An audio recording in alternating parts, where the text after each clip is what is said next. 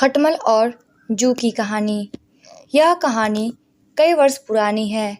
उस समय दक्षिण भारत में एक राजा राज किया करता था। राजा के बिस्तर में मंदरी सड़पिड़ी नाम की एक जू रहा करती थी, लेकिन इस बारे में राजा को कोई जानकारी नहीं थी। हर रात जब राजा गहरी नींद में सो जाता तो जू अपने घर से बाहर निकलती, बड़े चाव से पेट भरकर राजा का खून चूसती और दोबारा जाकर छिप जाती। एक दिन न जाने कहां से उस राजा के बिस्तर में अग्निमुख नामक एक खटमल भी घुस आया। जब जू ने उसे देखा तो उसे बहुत गुस्सा आया कि उसके इलाके में एक खटमल घुस आया है। जू उसके पास गई और उससे तुरंत वापस चले जाने को कहा।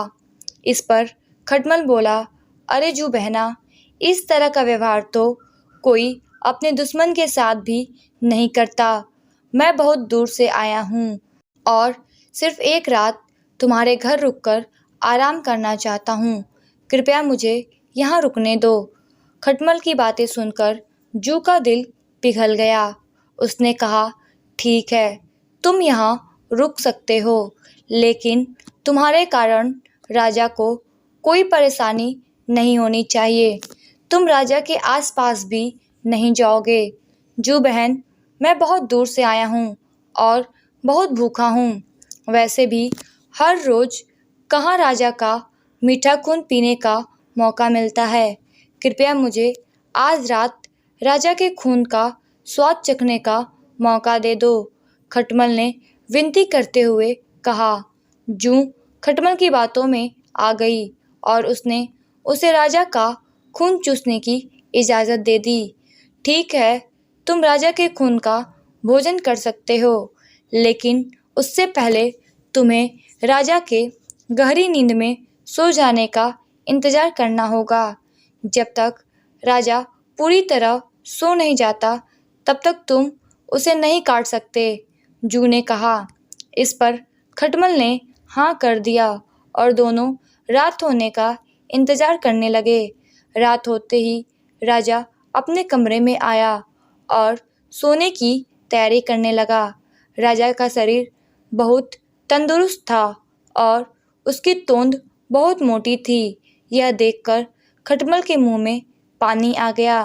जैसे ही राजा बिस्तर पर आकर लेटा, खटमल ने न आँव देखा न ताव और सीधे जाकर राजा की मोटी तोंद पर जोर से काट लिया और फिर दौड़कर पलंग के नीचे छिप गया। राजा दर्द के मारे चीख उठा और तुरंत अपने सिपाहियों को कमरे में बुला लिया।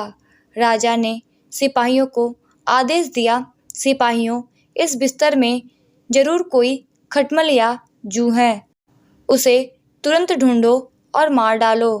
राजा के सिपाहियों ने बिस्तर पर ढूंढना शुरू किया तो उन्हें बिस्तर में छिपी जू मिल गई। उन्होंने तुरंत उस जू को मार डाला और खटमल बच निकला। इस प्रकार खटमल की गलती के कारण बेचारी जू मारी गई। दोस्तों, इस कहानी से हमें यह सीख मिलती है कि हमें आंखें बंद करके किसी अजनबी पर भरोसा नहीं करना चाहिए।